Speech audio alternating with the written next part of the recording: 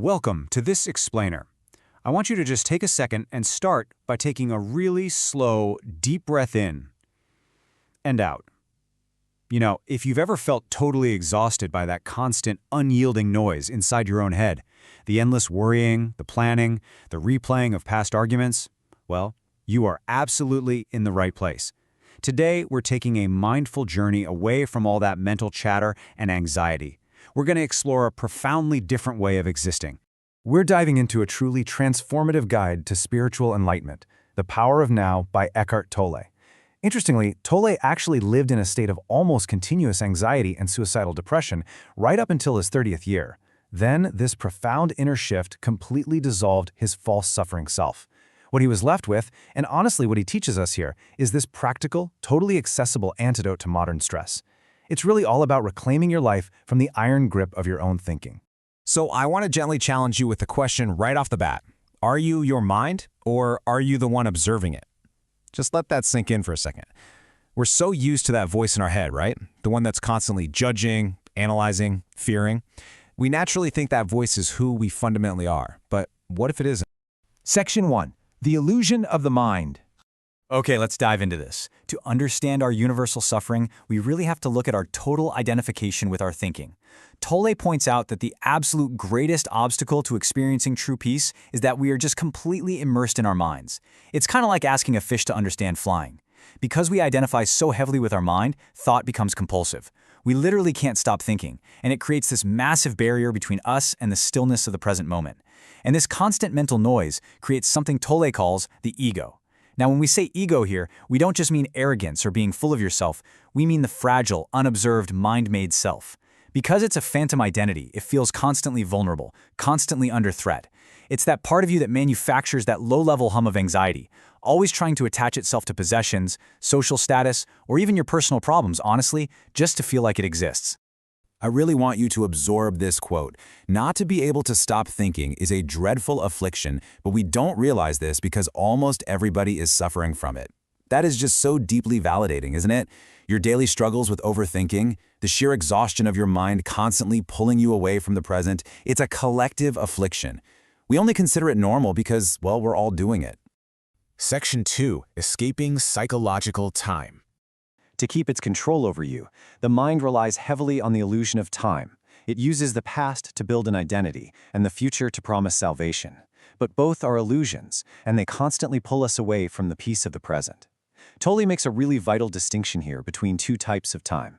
First, we have healthy clock time. This is practical stuff. It's scheduling an appointment, learning from a past mistake so you don't repeat it, or, setting up a system to pay tomorrow's bills. But then there is toxic psychological time. This is when you mentally dwell on a past mistake and twist it into guilt, or when you obsessively worry about those bills, creating massive anxiety about a future that literally only exists inside your head. And this brings us to a really profound realization. Nothing ever happened in the past. It happened in the now. What you think of as the past is actually just a memory trace stored in your mind of a former now. And the future? That's just an imagined now, a mental projection. Tolle points out that if you asked an oak tree or an eagle what time it is, they'd be completely bemused. They'd probably say, well, of course it's now. What else is there? The now is the only reality that actually exists. Section 3. Starving the Pain Body. So, if the present is so peaceful, why is it so incredibly hard to just stay there? Why do humans seem practically addicted to their own unhappiness? Why do we actively seek out drama or hold on to these bitter grudges? Well, the answer is the pain body. Tolle describes the pain body as accumulated emotional pain that acts almost like an invisible entity, kind of like a parasite living inside you. It consists of trapped life energy that is actually split off and become autonomous. And here's the real kicker. Pain can only feed on pain. It absolutely cannot feed on joy. So, the pain body periodically wakes up from its dormancy to feed on further negativity, anger, and drama. To ground this in reality, let's look at some everyday triggers. The pain body can be awakened by something as tiny as an innocent remark from a partner, which then suddenly spirals into a massive blowout argument. Or maybe it's dwelling on past grievances, stress at work, or a situation that subtly reminds you of past abandonment.